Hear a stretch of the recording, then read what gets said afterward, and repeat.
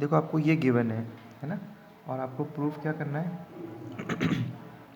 ये देखो कॉन्ग्रुएंसी का साइन है, क्लियर है। आपको प्रूफ क्या करना है, ट्राइंगल ADE है ना, ये प्रूफ करना है।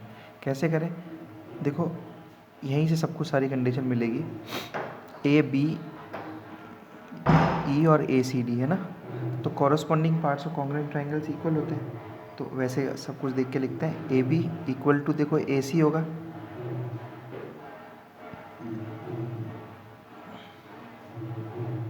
और AD equal to AE, AD equal to AE, ये भी इक्वल होगा।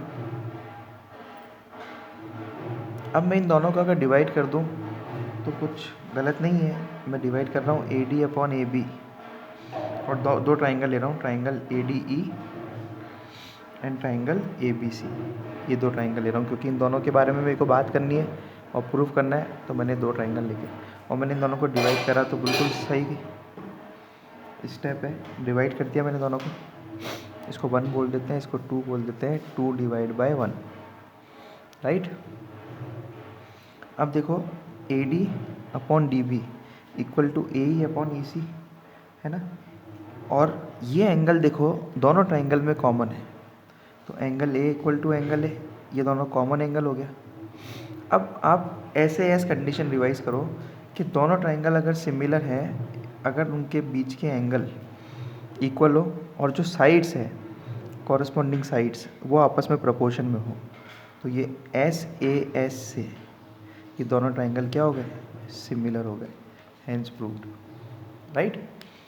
तो इस कंडीशन से हमने SAS से इसको सिमिलर प्रूव कर दिया है ना। क्वेश्चन नंबर 7 में देखो 4 पार्ट हैं, काफ़ी इजी है, मैं आपको केवल एक पार्ट करा रहा हूँ।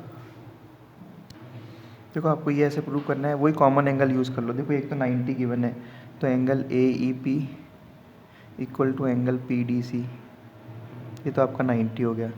और क्या हो गया देखो जल्दी बताओ, एक तो 90 हो गया, और अगर हम देखें तो ये आपका वर्टिकली अपोजिट एंगल हो गया, तो देखो angle APE equal to angle CPD, ये आपका वर्टिकली अपोजिट एंगल हो गया, राइट। तो ये दोनों ट्राइंगल क्या हो गए, सिमिलर हो गए बाय AA क्राइटेरियन से सिमिलर हो गए ये दोनों ट्राइंगल। तो इस तरह से क्वेश्चन कंप्लीट करना है, तो इसके दोनों तीनों पार्ट होमवर्क है। क्वेश्चन नंबर 8 देखो, ये बोल रहा है ABCD से पैरेललोग्राम, तो पैरेललोग्राम बना लेते हैं ABCD। E is a point on side AD पे एक पॉइंट है of parallelogram, and BE intersect CD at F, ठीक है ना। अब BE, ये E बना दिया, और BE intersect CD at F, मतलब ये कोई F पॉइंट हो गया, मतलब ऐसा फिगर कुछ बनेगा। हमें प्रूफ करना है ट्राइंगल ABE सिमिलर है किसके, ट्राइंगल CFB के। तो इन दोनों ट्राइंगल को लेते हैं और सोचते हैं कि क्या करें। तो देखो एंगल A, इन दोनों ट्राइंगल क्या करनी है, तो एंगल C इक्वल है क्योंकि opposite angles of a parallelogram are equal.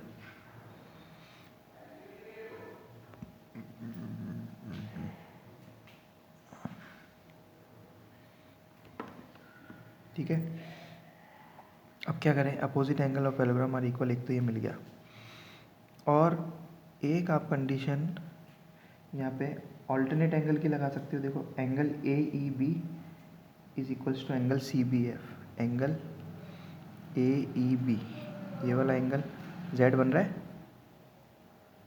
Equal to angle CBF, alternate interior angle. अगर अब दो एंगल हो गए तो फिर बाय AA क्राइटेरियन हमारा best friend, by AA criterion ये दोनों ट्राइंगल क्या है, आपस में सिमिलर। आप ऐसे प्लीज़ एरो बना के करना है, समझाने के लिए कर रहा हूँ, आपको पूरा लिखना है।